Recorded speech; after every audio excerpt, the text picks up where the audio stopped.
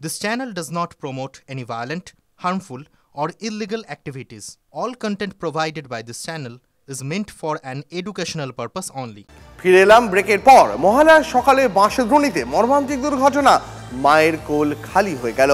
School ছাত্রকে পিষে দিল পেলোডার। বেহালার ঘটনার পুনরাবৃত্তি যেন হলো বাঁশদ্রোণীতে। এই মুহূর্তে একদম ঘটনাস্থল থেকে আমাদের সহকর্মী সুপ্রিয় গুহ রয়েছেন। আমি সুপ্রিয়র কাছে সরাসরি যাব। সুপ্রিয়, এই মুহূর্তে এলাকার পরিস্থিতিটা ঠিক কেমন?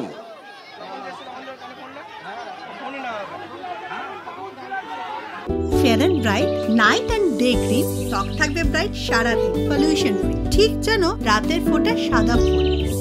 সারাদিন হ্যাপি ব্রাইট স্কিন।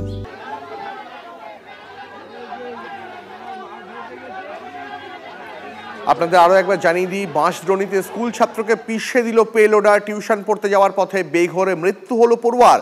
113 নম্বর ওয়ার্ডে দীনেশনগর অটো স্ট্যান্ডের ঘটনা। পুলিশকে আটকে রেখে বিক্ষোভ দেখাতে থাকেন সাধারণ মানুষ। পুলিশের সঙ্গে তাদের তুমুল তর্কাতর্কি বেঁধে যায়। স্থানীয় তৃণমূল কাউন্সিলরের বিরুদ্ধে ক্ষোভ উগরে দেন সাধারণ মানুষ। ওঠে হায় হায় স্লোগান। গত 7 বছর ধরে রাস্তার হাল এমনই বেহাল দশা রাস্তার।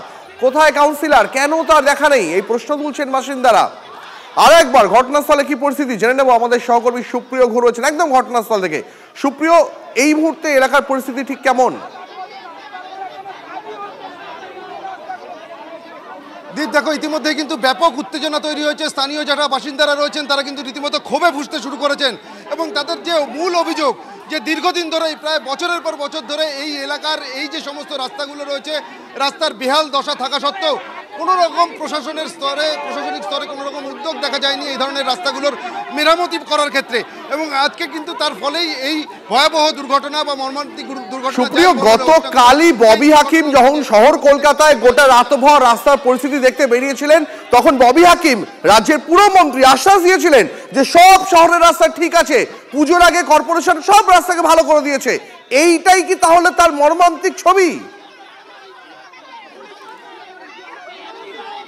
দেখো, ইতিমধ্যেই যদি পুরসভার তরফ থেকে বা রাজ্যের মন্ত্রী ফিরহাদ হাকিম তিনি এই দাবি করে থাকেন, তার বাস্তব চিত্রটা কতটা কার্যকরী হয়েছে সেটা কিন্তু এখানে আসলে বা এখানকার যারা বাসিন্দারা রয়েছেন তারা যে বক্তব্য তুলে ধরছেন তা থেকে কিন্তু সম্পূর্ণরূপে স্পষ্ট। এবং স্থানীয় বাসিন্দারা যেটা বলছেন যে বিগত প্রায় 4 থেকে 5 বছর ধরে এখানকার এই রাস্তার বেহাল দশা।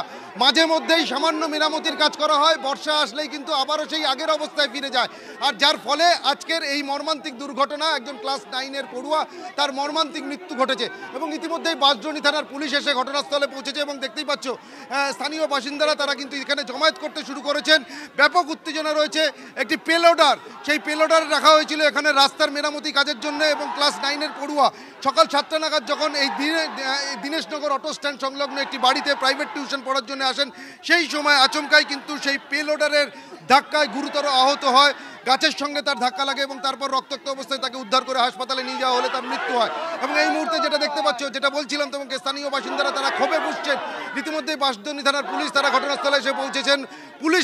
পুলিশের দেখা তো মিলেছে, পুলিশকে তো দেখতে পাচ্ছি ঘটনাস্থলে, কিন্তু স্থানীয় বাসিন্দারা এই প্রশ্নও তো তুলছেন যে জনপ্রতিনিধি, লোকাল কাউন্সিলর, তার কেন দেখা নেই সকাল থেকে? দেখো, স্থানীয় বাসিন্দারা কিন্তু এটাই বলছেন, সকাল 7টা নাগাদ ঘটনা ঘটে, তারপর ইতিমধ্যে 3 ঘন্টা সময় অতিক্রান্ত হয়ে গেছে। আচ্ছা, এখন কি অভিযোগ আপনাদের? এখনো পর্যন্ত অভিযোগ হচ্ছে 113 নম্বর ওয়ার্ড কলকাতার মধ্যে আছে কিনা সেটাই বোঝা যাচ্ছে না। গোটা রাস্তা হচ্ছে ভয়ঙ্কর অবস্থা খারাপ। এই যে দীনেশনগর, সোনালী পার্ক, বিবেকানন্দ পার্ক থেকে শুরু করে বিস্তীর্ণ এলাকার রাস্তাঘাটের অবস্থা খারাপ।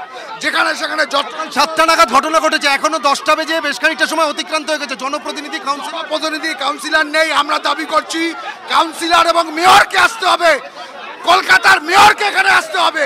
ভয়ঙ্কর অবস্থা খারাপ, আমরা দাবি করছি এটা। এখনো পর্যন্ত কাউন্সিলর এখানে আসেনি। গোটার ওয়ার্ডের বিস্তীর্ণ জায়গা হচ্ছে রাস্তাঘাটে খারাপ। ইতিপূর্বে কখনো জানিয়েছেন কাউন্সিলরকে রাস্তার বিষয়ে? আমরা একটাই দাবি, ভোটের সময় দরজায় নমস্কার করে আমাকে ভোটটা দেবেন, ভোট ফুরিয়ে গেলে আমাদের কেউ চেনে না। এই রাস্তার ভিতরে যে গাড্ডা তৈরি হয়েছে, এই গাড্ডার জন্য এখানে আজকের এই শিশুর মৃত্যুর জন্য আমরা জবাব চাই। যতক্ষণ না কাউন্সিলর এখানে উপস্থিত হচ্ছে ততক্ষণ আমরা এই রাস্তা ব্লক করে রাখবো। আমরা কাউন্সিলের কাছ থেকে জবাব নেব, তারপর আমরা রাস্তা একেবারে দেখো সকাল 7টা নাগাদ এই ঘটনা ঘটে, তারপর ইতিমধ্যে পরিস্থিতি যে অত্যন্ত উত্তপ্ত এলাকায় সেটা বোঝাই যাচ্ছে। বাসিন্দারা তারা দাবি করছেন যে শুধুমাত্র কাউন্সিলর নয়, মেয়রকে ঘটনাস্থলে আসতে হবে। পরিস্থিতির উপর নজর রাখো সুপ্রিয়।